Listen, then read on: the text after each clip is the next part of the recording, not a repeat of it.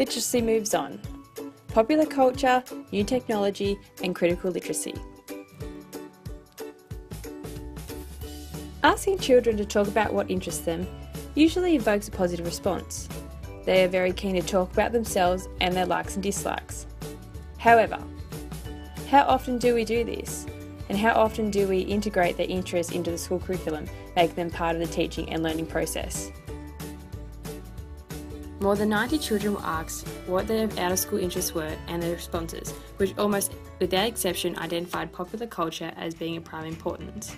These fell into the categories of film, TV programs, computer games and toys. And prominently, every toy was based on a film or TV program and was linked to many of the associated commercially available collectibles. In regards to technology, these children of the 21st century are vibrant users of the new technology, which include computers, DVD, videos, cell phones, email, text messaging and so on. These technologies are influencing and changing the activities that children engage with, and are in turn influencing and changing literacy. The question is, are schools and their educators providing the right popular culture interest to keep their students enthused and engaged? There are claims that schools are not meeting the demands of today's young people, nor are they preparing them for the life in the ever-changing world. Despite these complaints, most bureaucrats have not reconsidered the curricular demands based on schools. Therefore, many educational systems in the first decade of the 21st century have not changed with the times, even though there are well-researched calls for the need for these changes.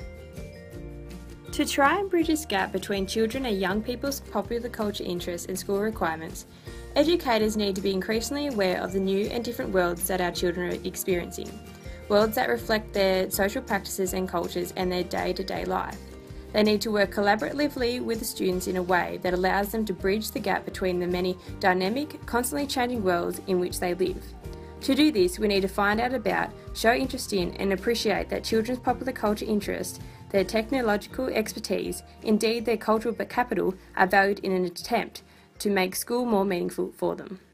And let's face it, whether we like it or not, the world and the various popular cultures of that century are going to continually develop and change, and it's up to us as educators to chase after it to keep our students interested. Thanks for watching. Created using Powtoon.